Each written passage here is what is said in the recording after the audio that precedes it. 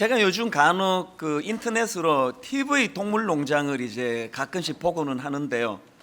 그 TV 동물농장이라는 프로를 보다가 제가 발견한 게 하나 있는데, 이 개들도 사람하고 똑같이 상처를 받는다는 겁니다. 최근에도 이제 오래전에 방영된 걸 이제 인터넷으로 제가 본 적이 있습니다. 거기 보니까 어느 시골 골목길에 막 온몸에 그 상처를 입고 그렇게 길거리에 버려져 죽어가는 개가 한 마리 있었습니다. 그 개를 이제 그 시골에 사시는 어떤 노 부부께서 이제 그것을 발견하고는 지극정성으로 그 개를 잘 거두어 살리고는, 안 그래도 외롭던 차에 그 자식처럼 정말 그 개를 정성껏 이제 키우는 그런 모습이었습니다. 그렇게 이제 개를 살려서 키운 게 한 2년쯤 되니까 뭐 그 노부부 입장에서도 자식 같고요, 개도 그 새 주인을 잘 따르고 정성으로 자기를 돌봐주니까 너무너무 친숙한 관계가 됐는데, 문제가 뭐냐 하면은 이 개가 모든 점에서 주인을 다 따르고 그렇게 좋아하는데 여전히 2년이 지난 지금까지 몸에 손도 못 대게 하는 거예요. 그래서 이제 주인이 이렇게 만지려고 하면 막 깜짝 놀라서 도망을 가버리고, 그 만질 뭐 시도만 해도 그냥 도망가 버린다는 거예요. 이게 주인 입장에서 얼마나 섭섭합니까? 내 2년이나 키워졌는데 몸에 손도 못 대게 하니까. 그래서 이제 전문가가 와가지고 그 상황을 다 관찰하더니 뭐라고 분석하는가 하니까 이 개가 깊은 상처를 받았다는 거예요. 아마 그 길거리에 버려졌던 그때를 두고 말하는 것 같은데요, 그 개가 죽기 직전까지 가도록 학대를 당하고 버림받았던 그 상처에 대한 기억, 이 트라우마 때문에 이제 몸에 손만 대면은 그 공포심이 떠올라서 그렇게 된다는 겁니다. 그러면서 이제 그 개를 이제 치유해주는 그 내용을 쭉 같이 살펴봤는데요, 야, 이 개도 사람하고 똑같이 상처를 받는구나, 그게 참 공통점인 걸 제가 알게 됐는데, 근데 차이가 뭐냐 하면은요, 사람은 한번 상처를 받으면 치유되는 게 참 어렵습니다. 그런데 개는 금방금방 치유가 돼요. 그날도 전문가가 와가지고는 이렇게 한번 해봐라, 저렇게 한번 해봐라, 그렇게 몇 가지만 짚어줬더니 바로 그날로 이제 2년 동안 몸에 손을 못 대게 할 만큼 깊었던 상처가 치유가 되고, 주인이 만져도 이제 그 놀라지 않는 금방 변화가 일어나는 거예요. 이게 참 부러운 거 아닙니까? 우리 인간은 상처도 잘 받지만 한번 상처를 받으면 치유가 잘 안 돼요. 제가 오늘 이 본문 말씀을 묵상하다가 불쑥 그 TV 동물농장에 나오는 그 개가 떠올랐던 건 뭐냐 하니까요, 이처럼 인간은 상처도 잘 받지만 받은 상처가 치유가 잘 안 되는 아픔이 있는데, 거기다가 또 인간이 이렇게 약해서 그런지는 몰라도요, 누가 자기 잘못을 지적하면은 그걸 잘 수용하지 않습니다. 그 개를 이제 치료하는 과정에서 전문가가 이제 또 다른 비슷한 개를 한 마리 데리고 와가지고 이제 그 개가 지켜보는 과정에서 자기 주인하고 개하고 같이 스킨십을 하면서 어루만져 주면서 그거를 이렇게 보여주더라고요. 그걸 지켜보고 하더니 금방 자기가 이제 잘못을 깨닫고 이제 상처가 치유되고 주인에게 몸을 맡기게 된 거 아닙니까? 인간은 이런 일이 절대 일어나지 않습니다. 인간은요, 너 그러면 안 된다, 네가 주인이 그 일을 이렇게 살려줬는데 그 손도 못 대게 도망가면 되는, 네가 한만 개지만 그 너무한 거 아니냐, 이렇게 훈계하면은요, 그리고 또 다른 개 보여주듯이 인간들에게 그렇게 하면 더 큰 상처를 받습니다. 그 인간은 상처 치유도 잘 안 되지만 누가 자기의 잘못을 교정해 주려고 지적해 주고 다가가면은 오히려 더 큰 상처를 받고 오히려 더 크게 반발하고 그렇게 더 크게 자기를 방어하는 게 그게 우리 인간이에요. 그러니까 치유받는 게 참 어려운 거 아닙니까? 지난주 말씀드렸지만 하나님께서 로마서 2장을 통하여 유대인들의 잘못을 지적하는 것은 이제 그 일을 통해서 회개하고 되돌아와 치유받기를 원하시는 건데, 오늘 3장 1절부터 8절에서 바울이 가상 질문, 예측이 되는 이 반발성 가상 질문 3가지를 가지고 바울이 지금 드러내고 있는 유대인들의 모습은 어떤 모습입니까?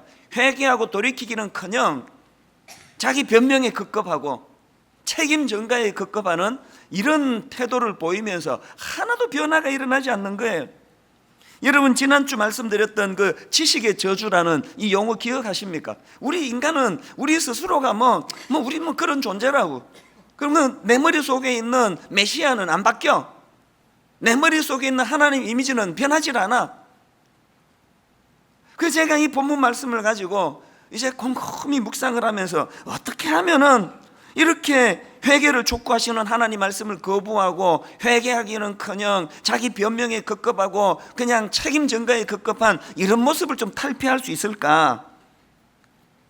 그래서 저는 이번 주와 다음 주에 걸쳐서 이제 이 질문에 대한 대안 두 가지를 나누어 보려고 합니다. 원래는 이 둘을 오늘 한꺼번에 하려고 했는데 분량이 도저히 한 주에 다루기가 어려워서 이제 두 주에 걸쳐서 다룰 생각을 하는데요.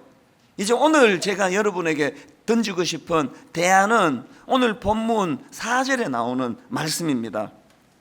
우선 3절을 한번 보시겠습니까? 이제 이런 가상 질문이 나옵니다. 어떤 자들이 믿지 아니하였으면 어찌하리요? 그 믿지 아니함이 하나님의 미쁘심을 패하겠느냐? 그랬더니 바울이 4절에서 이렇게 대답합니다. 그럴 수 없느니라. 사람은 다 거짓되되 오직 하나님은 참되시다 할지어다. 지난주 이 말씀의 의미를 설명해 드리지 않았습니까? 무슨 질문입니까?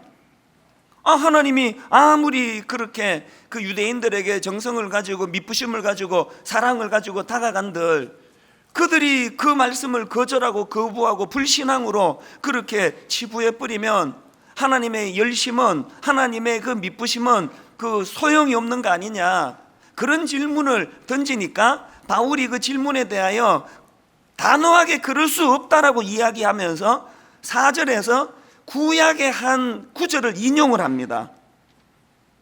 4절을 다시 한번 보시겠습니까?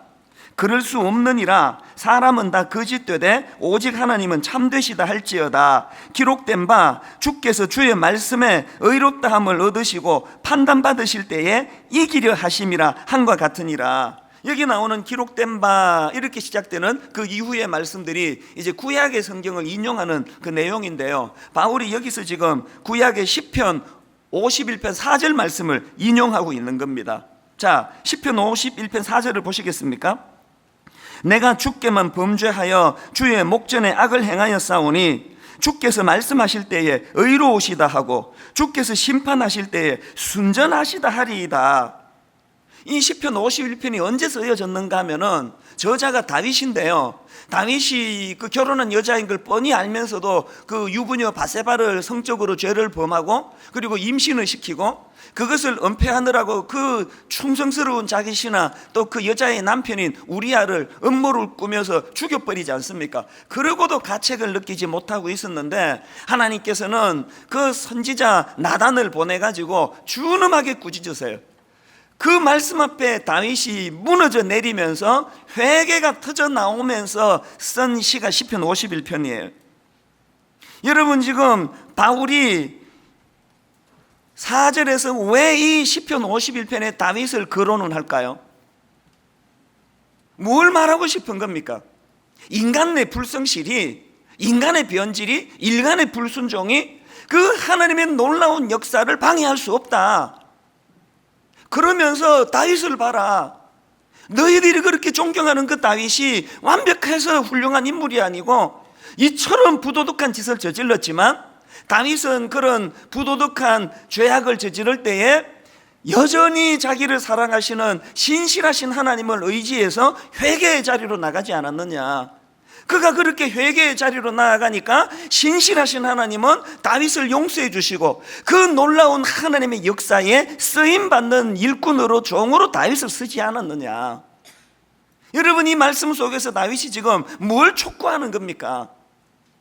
고집 부리지 말고 자기 변명에 급급하지 말고 다윗처럼 회개하고 하나님 앞으로 나아가면 이 하나님의 신실하심을 너희들도 맛보게 될 것이다. 저는 여름 동안에 이 말씀들을 묵상하고 또 묵상을 했는데요. 그러다가 제가 불쑥 떠올랐던 책이 한 권 있습니다.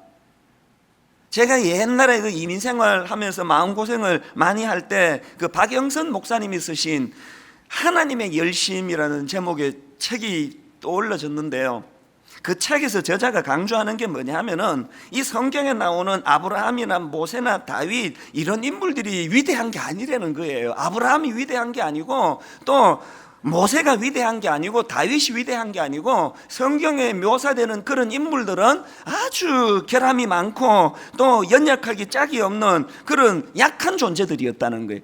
그렇기 때문에 아브라함을 자꾸 뭐 대단하다 그래서는 안 되고, 모세를 떠받들 필요가 없고, 그런 초라한 인생들조차도 다듬어서 사용하시는 위대한 종으로 만드시는 하나님을 바라봐야 된다. 이 하나님의 열심, 이 하나님의 열심이 그 나약한 인간들도 변화시켜 놀라운 종으로 만들었다. 그런 요지의 책이었어요. 제가 그 책을 읽으면서 많이 위로를 받았던, 그 당시는 제가 힘들 때니까 나같이 이렇게 초라한 삶을 살아, 인생의 밑바닥에서 그냥 쓰레기통을 치우고 변기 청소하며 사는 이런 나 같은 인생에게도 하나님의 열심이 개입되시면 나도 회복이 될 수 있겠구나. 그래서 제가 힘을 참 많이 얻었던 그런 기억이 있던 책이에요. 여러분, 우리가 하나님 앞에 소망하는 게 뭡니까? 우리에게도 로마서 2장에서와 같은 준엄하신 하나님의 말씀이, 혹은 구약의 다윗이 범죄했을 때 신실하신 하나님께서 선지자 나단을 보내서 회개를 촉구하실 때 변명이나 하고 있지 말고 그럴 수밖에 없었다는 둥, 하나님이 이렇게 만든 거 아니냐는 둥, 그렇게 책임 전가하지 말고 겸손히 하나님 앞에 무릎 꿇고 회개하는 자리로 나아오면 이 하나님의 신실하심을 맛보게 될 것이다. 저는 오늘 이 설교 말씀을 통해서 여러분들이 이 놀라운 진리의 말씀을 깨달아서 용기를 얻고 힘을 내는 그런 여러분 되시기를 바랍니다.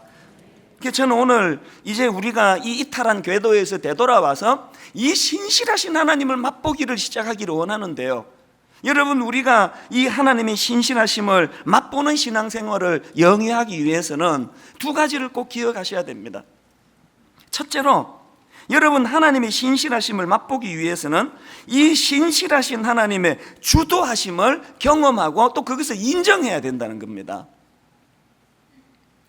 우리가 회개하고 하나님 앞으로 나아가면은 영적으로 깨닫는 게 하나 있는데요, 겉으로는 내가 내 인생을 영위하는 것 같지만, 겉으로는 내가 내 가정을 영위에 꾸려나가는 것 같지만, 이 배후에 신실하신 하나님, 일하시는 하나님, 하나님의 열심이 우리 가정에 개입되어 있는구나, 이걸 깨닫게 된다는 거예요. 지난주에 저도 그것을 또 새삼 경험하고 참 가슴이 벅찬 그런 그 목요일일 거예요. 우리가 분립개척을 시켜가지고 이제 의왕 지역에서 아주 건실하게 교회가 지금 성장하고 있는 우리 그 이웃 교회가 있지 않습니까? 그 교회에서 이제 보니까 벌써 분립 개척한 지가 4년이나 됐대요. 그 후배 목사님이 모처럼 이제 놀러를 왔어요.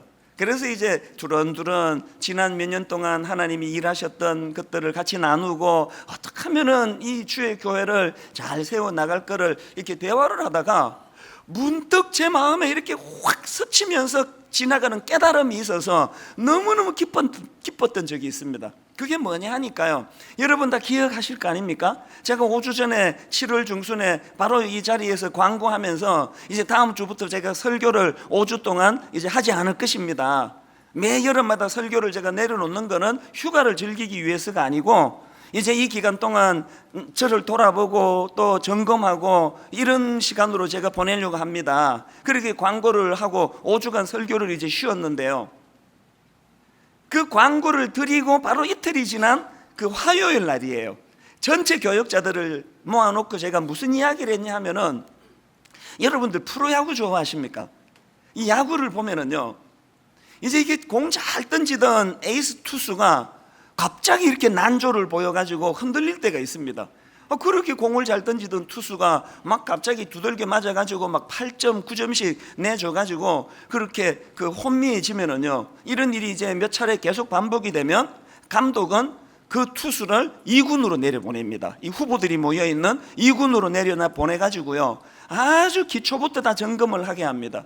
투구 폼부터 시작해가지고 왜 이런 지금 이 슬럼프가 있게 됐는지를 잘 점검해서 한 열흘 정도 그렇게 처음부터 기초부터 다져가지고 그렇게 해서 다시 이제 올려보내면은 언제 그랬냐는 듯이 예전의 기량이 돌아오는 이런 경우가 종종 있는 게 프로야구예요.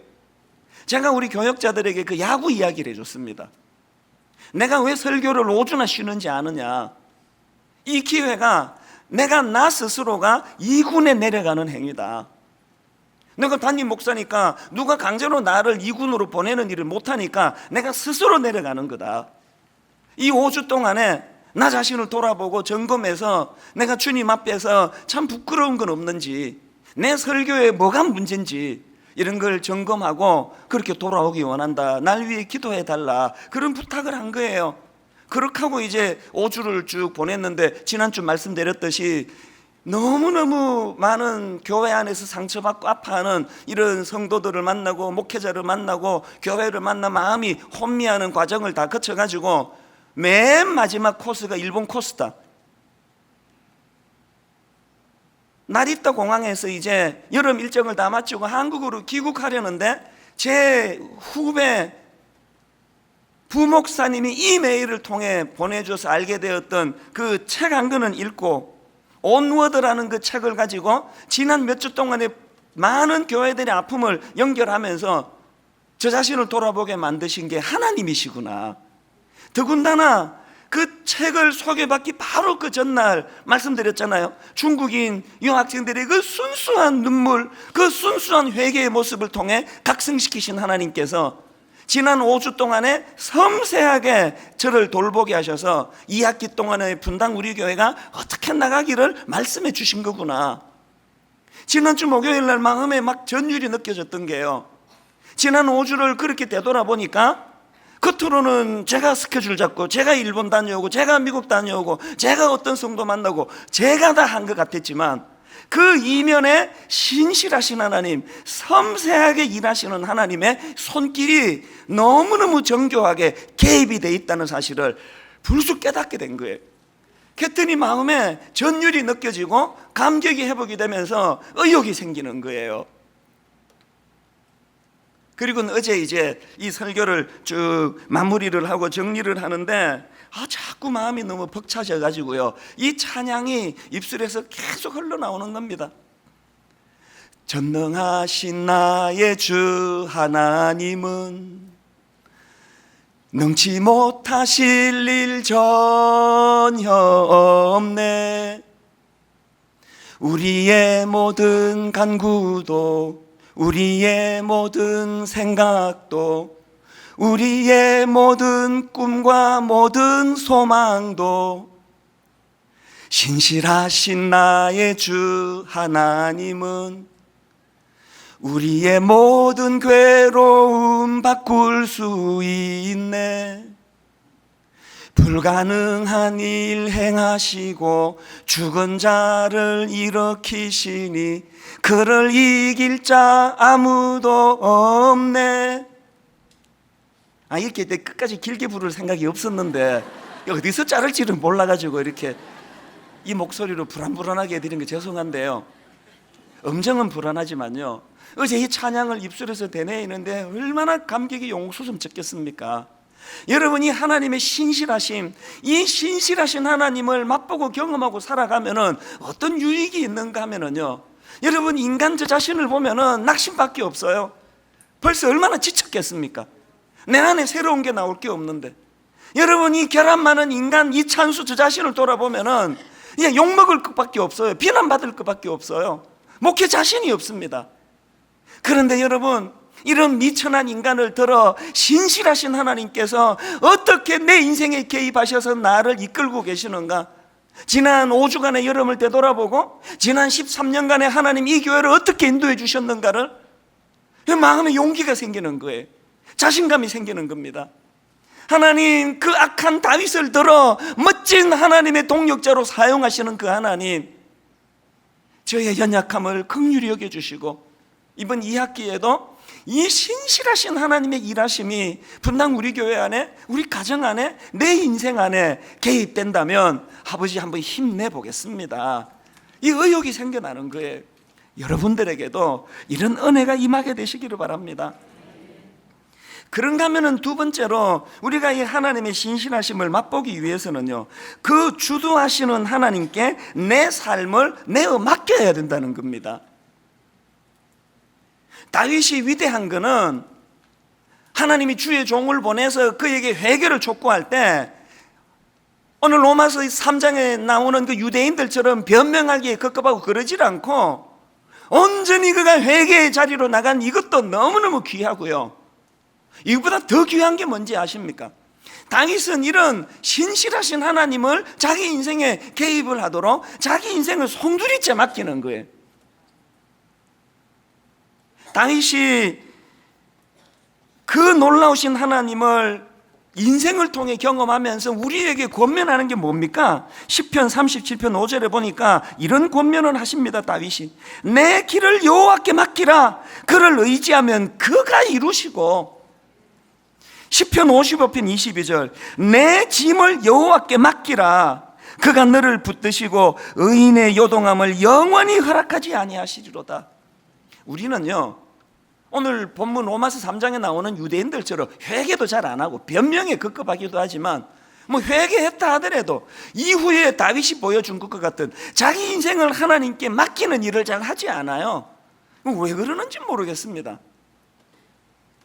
저는 지난주에 이 구약에 있는 성경 한 구절하고 신약에 있는 성경 한 구절하고 이 두 구절이 결합이 돼서 이게 하나님의 열심이라는 그 모티프로 이제 제가 묵상을 했는데요, 제가 이 두 구절을 가지고 참 은혜를 많이 받았습니다. 제가 묵상했던 첫 번째 구절이 뭐냐 하면은 이거 구약에 나오는 이사야 37장 32절 말씀이에요.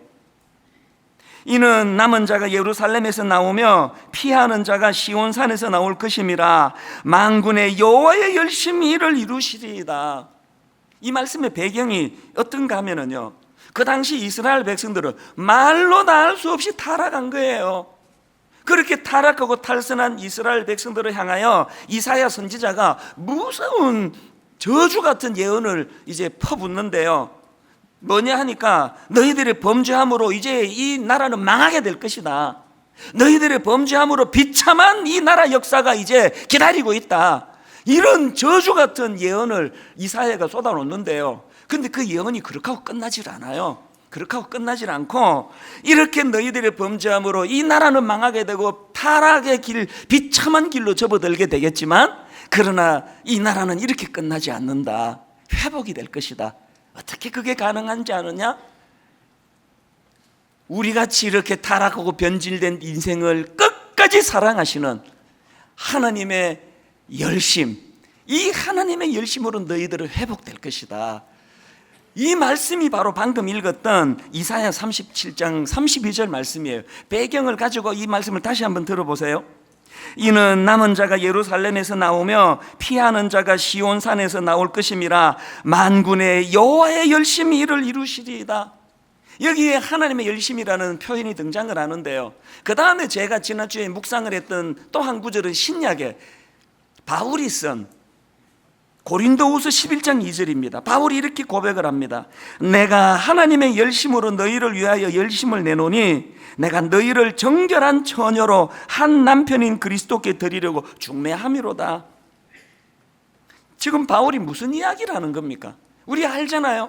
바울이 얼마나 열심으로 열정으로 성도들을 섬기고 교회를 섬겼는지 아시잖아요.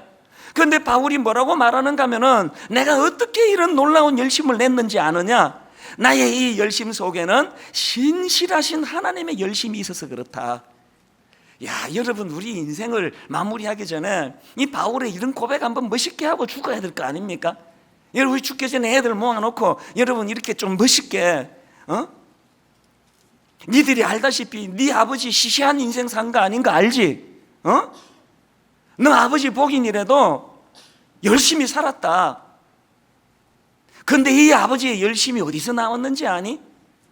내 안에서 일하시는 신실하신 하나님, 그 하나님의 열심이 나를 이렇게 열심히 사는 인생으로 만들었다. 너희들도 나를 본받아서 그런 삶을 살거라. 이렇게 좀 멋있게 말하고 죽었으면 좋겠어요. 아직 죽을 날이 너무 많이 남아가지고 뭐 그때 가서 할 일이긴 한데요. 여러분, 우리가 바울처럼 이렇게 멋진 참 자기 삶을 고백할 수 있는 인생을 살기 위해서 우리가 바울에게서, 우리가 다윗에게서, 또 우리가 신앙의 위대한 인물들에게서 배워야 되는 게 있는데 그게 뭐냐 하니까 우선은 회개예요. 회개. 어떤 초라한 자리에 빠지든지 용납해 주시는 하나님 앞에 회개해야 되고, 그렇게 하고 끝나는 게 아니고 그렇게 회복시켜 주신 하나님 앞에 어떻게 해요? 내 인생 전부를 맡기는 거예요. 다윗이 권면하는 것처럼. 우리가 이거를 못해요. 교회는 수십 년 다니는데 이 위탁이 일어나지 않으니까 참 그 지지부진한 것 같아요. 바울이 다메섹 도상에서 예수 그리스도를 만나고 자기 인생에 개입하신 예수를 만난 이후로 바울은 그냥 뭐 세상에 발 하나도 안 끄고 뭐 하나님께 발 하나도 안 끄고 그러질 않았습니다. 바울은 성도리째 하나님께 자기 인생을 맡기고 위탁하는 그런 삶을 산 거 아닙니까?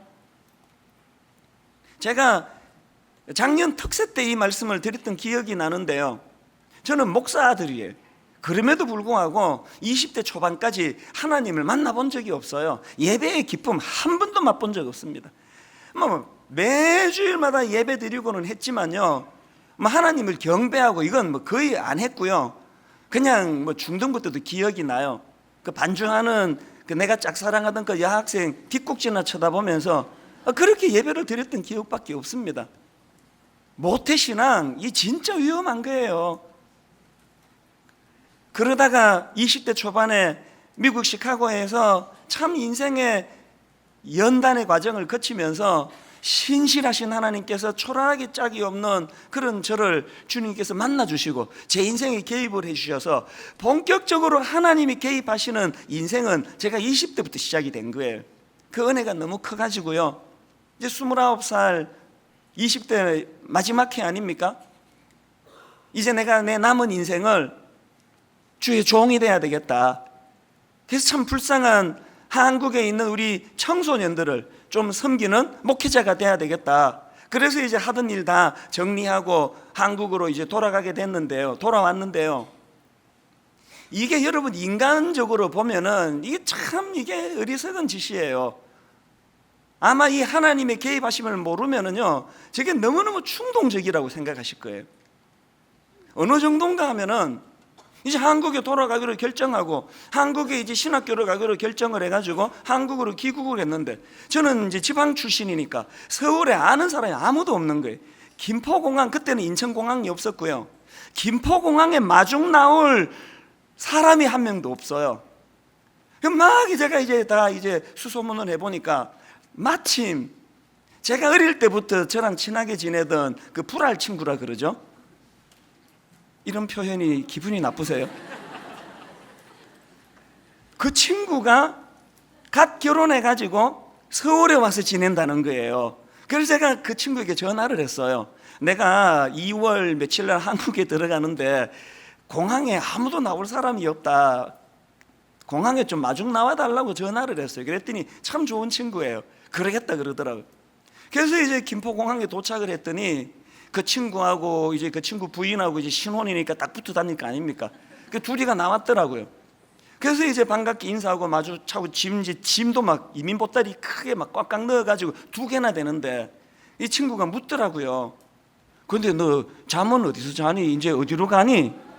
그래서 제가 이렇게 대답했습니다. 잠은 어디서 자니? 그러길래 잠? 누구 집에?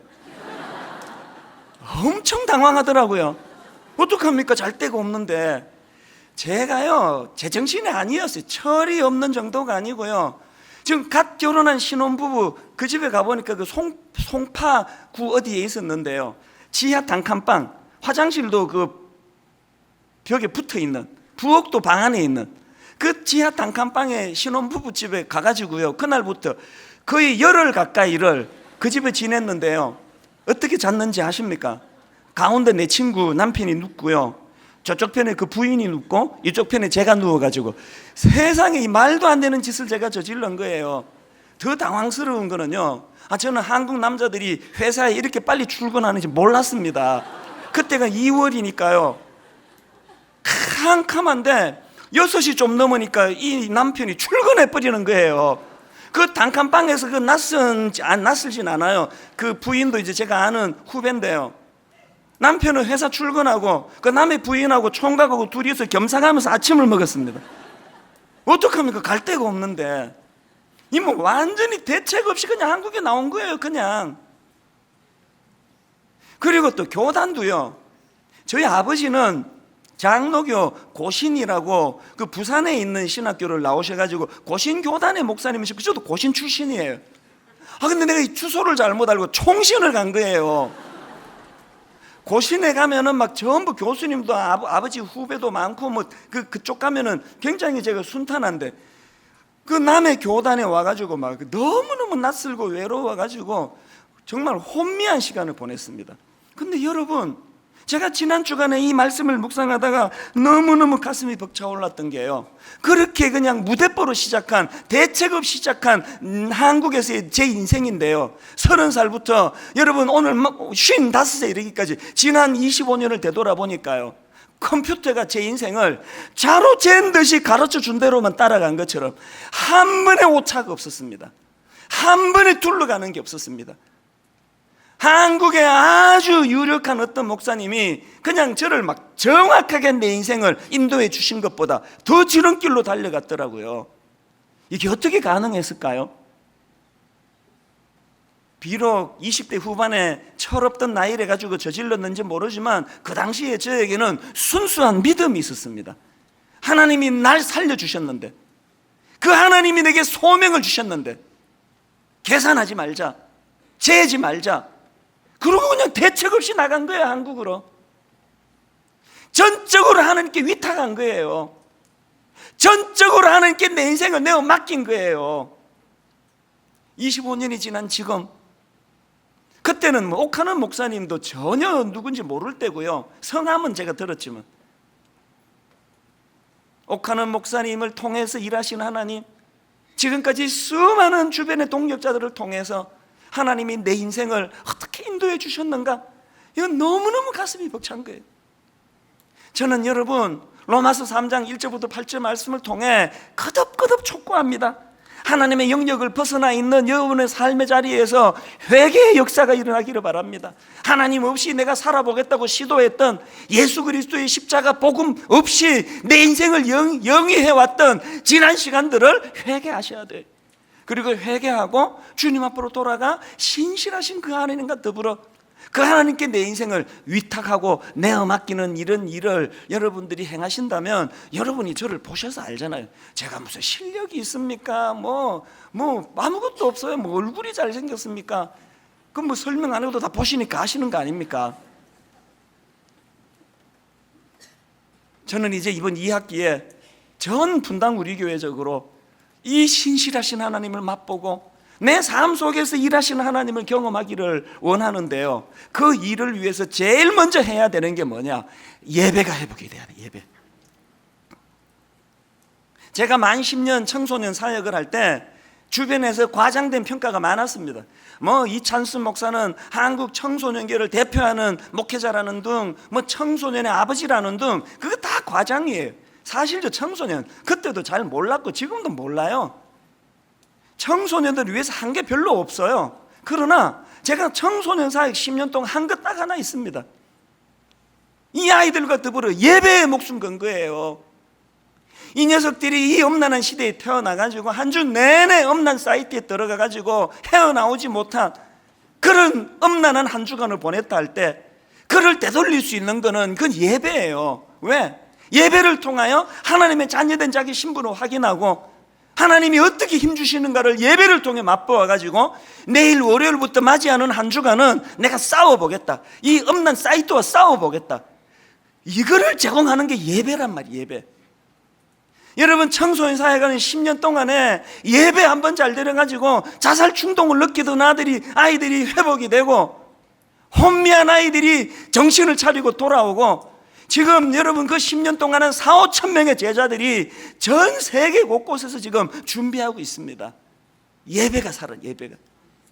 분당 우리 교회 안에 지난 13년 동안 예배가 살아났다면, 저는 오늘 이 예배와 관련해서 두 가지 캠페인을 벌이기 원하는데요. 하나가 뭐냐 하니까 여러분 예배와 관련해 가지고 이 사모하는 마음을 회복해야 돼요. 사모하는 마음. 기대하는 마음 없이 예배 드리면 그 아무 소용 없습니다. 사모하셔야 돼요. 여러분 제가 중등부 할 때 그때 그 중3 어린 애들이요 토요일만 되면 막 매일이 와요. 그때는 이제 삐삐를 가지고 연락할 때인데요. 목사님 이 토요일 시간이 왜 이렇게 안 갑니까? 빨리 오늘 밤이 지나가야 내일 예배를 드릴 텐데 목사님 왜 이렇게 이 시간이 안 갑니까? 여러분 어린 그 꼬맹이들도요 예배를 기대하고 예배의 마음을 드리고 예배에 온 정성을 쏟으니까 인생이 변하더라고요. 예배에 여러분 기대감을 가지고 이제 이번 주부터 몰두해야 돼요. 그런가 하면은 또 하나 예배를 위해 가지고 이제 지각 안 됩니다. 지각 안 하기 캠페인. 여러분 이제 분명히 제가 선언하는데요. 이제 예배 시간이 지나가면은 이제 문 닫을 거예요. 이제 지각 허락하지 않을 거예요. 하나도 놀라지 않는 게 아이고 저 말 제가 2년 전부터 했는데 이번에 진짜 할 거예요. 지각 안 됩니다. 결론을 맺으면서 여러분 오늘 본문 3장 1절부터 8절에 나오는 그 유대인들처럼 회개하지 못하고 자기 변명과 책임 전가에 급급한 그 자리에서 일어나 나오셔야 돼요. 그리고 하나님의 신실하심을 의지해서 하나님 오늘도 일하시는 그 하나님 저도 그 하나님의 신실하심을 맛보아 알기를 원합니다. 저는 이번 2학기에 예배가 살아나고 하나님의 임재를 경험하고 분당 우리 교회 지금도 그렇게 일하시지만 이곳저곳에서 하나님의 일하심으로 심령이 변화가 되고 가정이 회복이 되고 혼미한 자녀들이 다시 주님 앞으로 돌아오고 아버지의 놀라운 역사를 맛보는 분당 우리 교회 되기를 원합니다. 예배를 살리셔야 돼요. 저는 오늘 말씀의 결론을요 이 찬양으로 맺기 원합니다.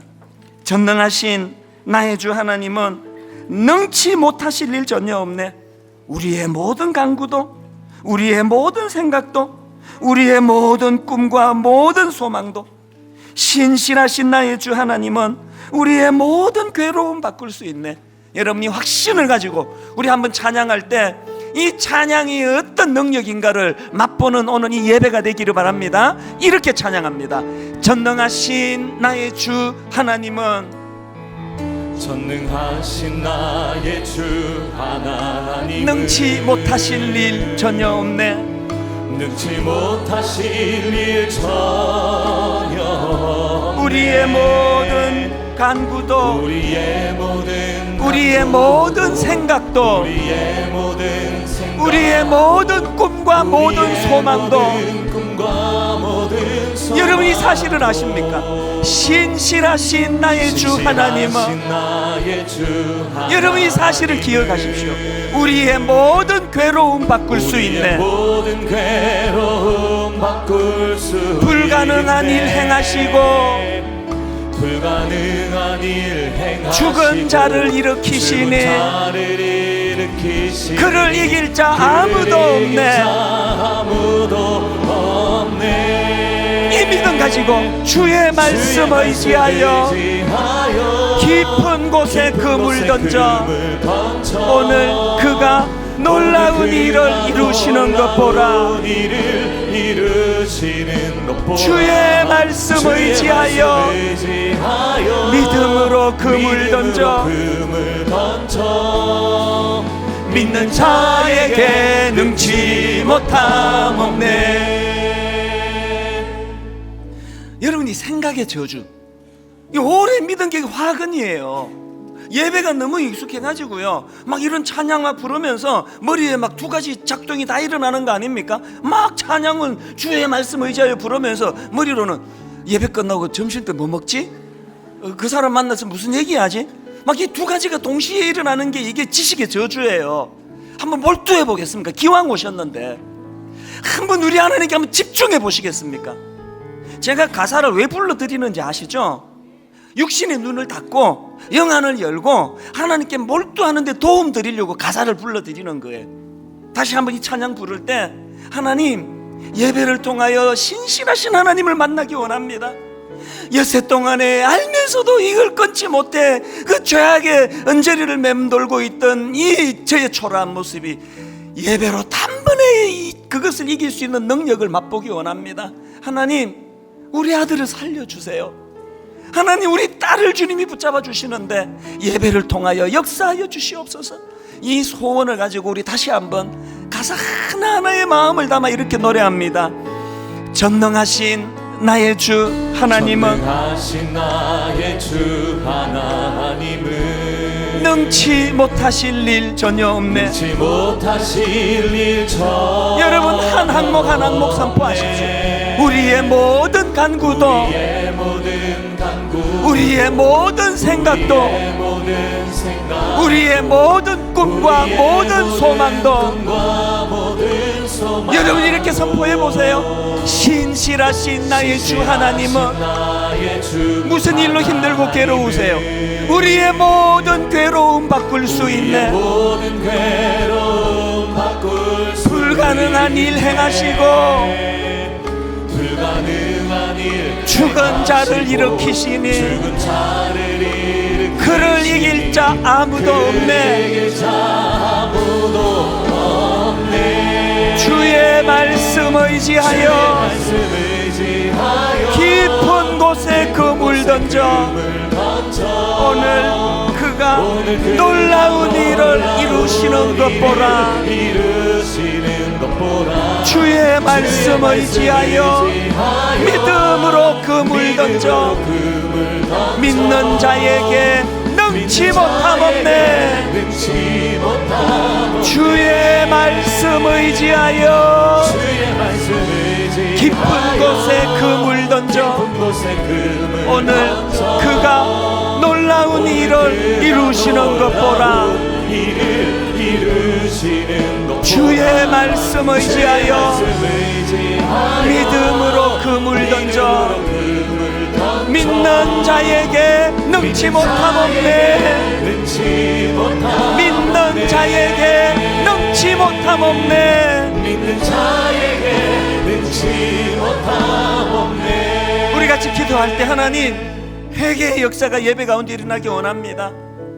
내 멋대로 내 인생을 영위하던 그 길에 돌이켜 신실하신 주님 의지하는 인생 되기 원합니다. 신실하신 하나님, 우리 가정에 개입하여 주시옵소서. 우리 가정을 살려 주시옵소서. 저를 따라 큰 소리로 3번 진실되게 선포하고 통성으로 같이 기도하실 텐데 이렇게 저를 따라 선포합니다. 주여 은혜를 주옵소서. 주여 은혜를 주옵소서. 주여 은혜를 주옵소서. 주여 은혜를 주옵소서. 주여 은혜를 주옵소서. 주여 은혜를 주옵소서. 살아계신 하나님 아버지, 예배 가운데 하나님을 경험하고 만나고 신실하신 나의 주 하나님을 맛보아 알기를 원합니다. 하나님, 죄악을 용서하여 주시고 아버지 하나님 맡겨라. 내 짐을 맡기고 로마서 2장 말씀을 통하여 회개하고 돌아오기를 원하는 하나님 아버지의 마음, 유대인들이 그 하나님의 마음을 헤아리지 못하고 자기 변명에 급급하고 책임전가에 급급한 그 모습은 마음 아파하시는 그 하나님 아버지 헤아려 보기를 원합니다. 내 건강을, 나의 물질을 주님 앞에 살아계신 맡겨드리오니 하나님, 말씀을 바라볼 수 있도록 회개하여 주옵소서. 신실하신 하나님에게로 나아가기를 원합니다. 이 기도를 통하여 우리가 영적인 신실하신 하나님 어떻게 일하시는가를 목도하며 알기를 원합니다. 하나님을 예배하고 신실하신 그 하나님 내 삶 속에, 아버님의 삶 속에 신실하신 그 하나님 내 가정 속에, 신실하신 하나님 내 배우자 내 자녀들 삶 속에 하나님 아버지 내어 맡기는 오늘도 어떻게 일하시는가를 맛보아 알기를 원합니다. 주의 말씀 의지하여 믿음을 가지고 달려나가기를 원하오니 주님 은혜 내려 아버지 주시옵소서. 하나님께서 가장 좋은 것 주시는 우리의 인생의 주도자가 하나님, 되어주심을 인정하며 하나님 아버지 어려운 때를 지나가기를 원하오니 하나님 가정마다 주님께서 역사하여 주시옵소서. 살아계신 하나님 아버지, 예배를 살려 주시옵소서. 우리 성도님들이 온통 예배의 마음을 쏟으며 기대감을 가지고 예배에 집중하도록 인도해 주시며 예배 때마다 어루만져 주시고 위로해 주시고 말씀해 주시는 그 하나님, 내 인생의 등불이 되어서 그 신실하신 하나님과 더불어 그렇게 내 인생의 발걸음을 옮겨 놓아서 종이 말씀 중에 고백하고 간증했던 것처럼 그저 저는 주님을 신뢰하고 아무 계산 없이 25년 전 한국으로 발걸음을 옮겼을 때 제가 가진 그 무엇을 뛰어넘는 하나님의 신실하심이 저를 이렇게 인도하셨던 것처럼 오늘 말씀 듣는 모든 성도님들의 삶에도 그 놀라운 역사가 일어나게 하여 주시옵소서. 그 하나님을 의지하고 신뢰하며 매 예배 때마다 주님 앞으로 나아가기를 원하오니 은혜 주시옵소서. 인도해 주시는 주님 감사드리옵고 예수님 이름으로 기도드립니다. 아멘. 우리 다 자리에서 일어나셔서 여러분 이 찬양 같이 원합니다. 478번 주님 보좌 앞에 나아가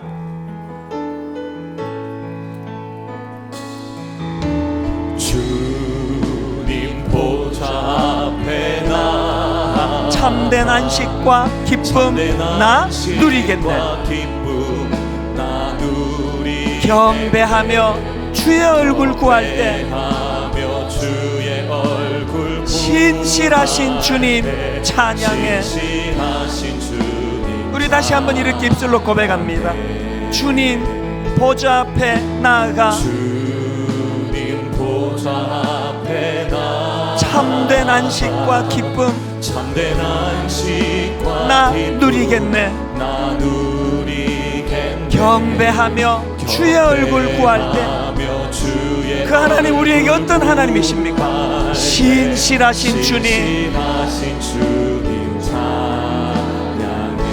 신실하신 하나님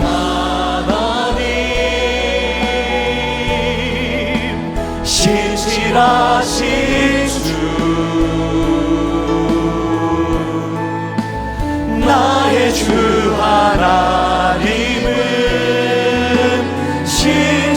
신실하신 주 평화 내려주신 하나님 평화 내려주신 하나님 나로 고통하는 자를 나로 고통받는 자 위로하게 하소서. 위로하게 하소서. 나의 평생에 주의 사랑을 전하리. 신실하신 하나님 주님 찬양해. 신실하신 하나님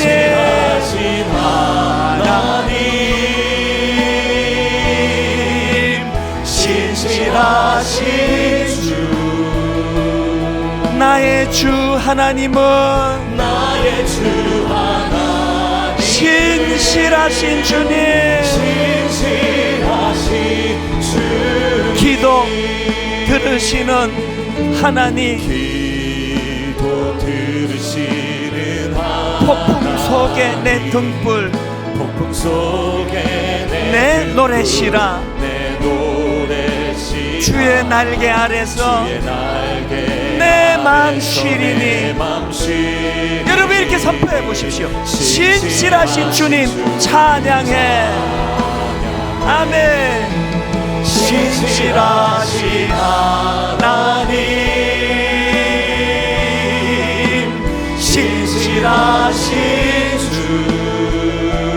나의 주 하나님은 나의 주 하나님은 신실하신 주님. 마지막으로 한 번 더 선포합니다. 신실하신 하나님